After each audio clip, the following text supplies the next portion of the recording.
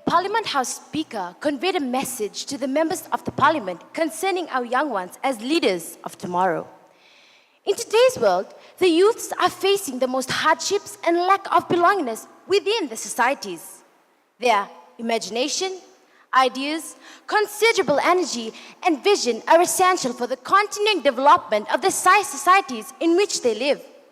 Hence, they need to be nurtured and reared in a way to be able to develop into a productive generation.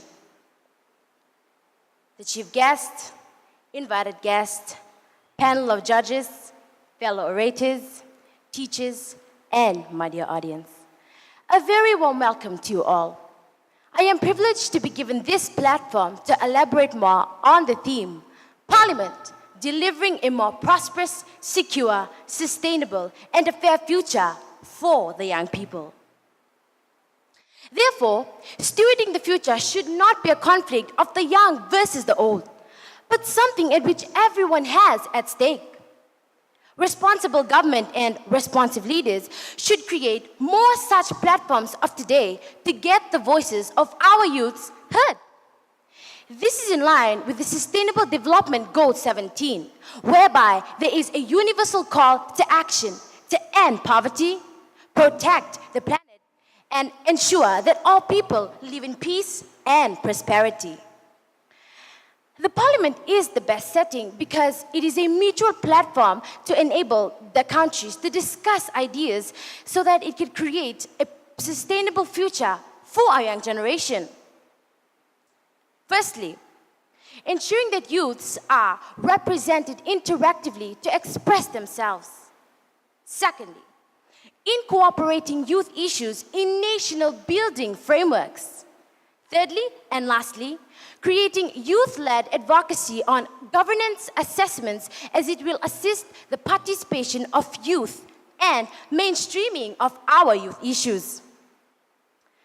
There are many possible approaches and roles that any parliament can develop to bring about a secure and fair future for any young as an individual.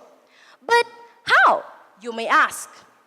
Firstly, provide representations to the young and the minors so that they can voice out the opinions that they have and are not ashamed or shy to tell the world of how they feel. You know what, ladies and gentlemen? This helps them feel secure. Secondly, set up certain organizations that are responsible to hear the concerns of these young individuals. Somewhere they be able to go to be able to discuss the issues that they are going through, in which the government of the day needs to address urgently. And thirdly, put in place laws, make changes to the constitutions to be able to cater for all the needs of our young generations of today. We should not forget that the law made 50 years ago or even a decade ago may not be necessarily applicable today. And we must adapt to the changes, ladies and gentlemen.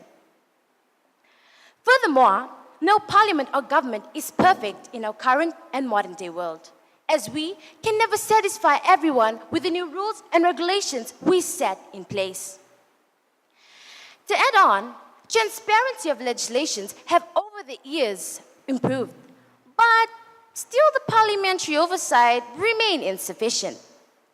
Report and statistics have over the years shown that the Parliament is doing all that it can to provide a sustainable and fair future for our young individuals. But it would be an understatement to say that the Parliament is inconsistent, but rather, in all ways possible, is trying all that it can do to bring about and create a common ground of sufficient security, average sustainability, that one man does not sleep hungry. Ladies and gentlemen, don't you think that's just a great idea? Youths of today do not need a time of life, but a state of mind. A very good example showcased here in Fiji is through the youth parliament setup and exposure to parliamentary type debate. This is noteworthy in numerous ways. However, I would dwell on the following three. Firstly, acquaint youths with the youth parliament setup so that our youngsters have an idea of our parliament.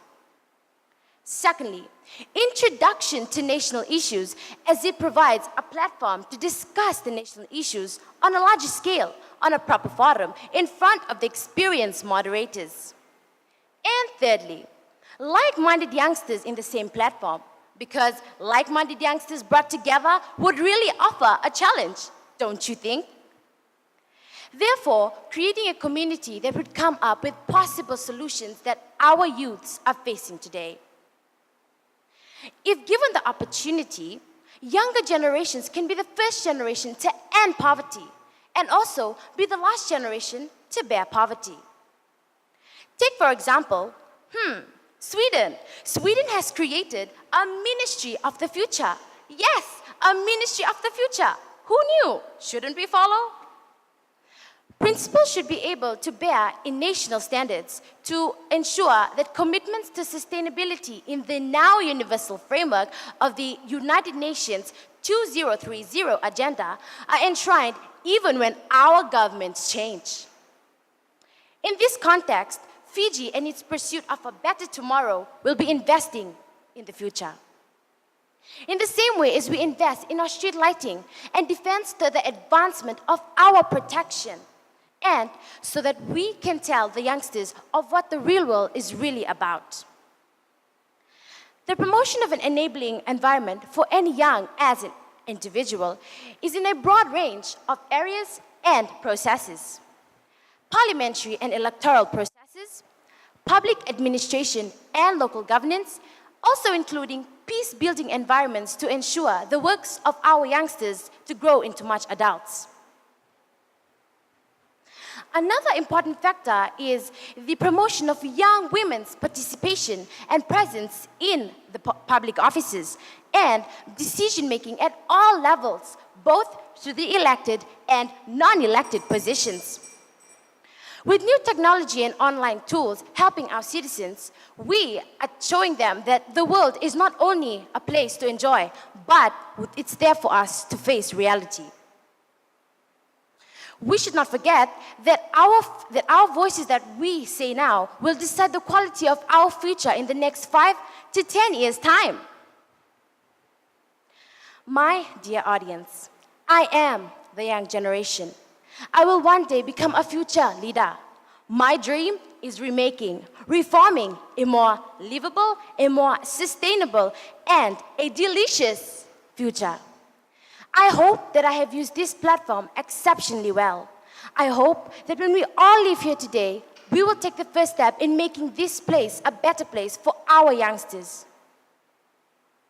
This is my future, your future, our future together. We can, we will, and we must. Ladies and gentlemen, almost everything in life that happens to us is at times out of our control. But we should not let these things pull us down, as we end up being part of something we do not think we belong. Most importantly, the decisions that we make in our everyday life is also important.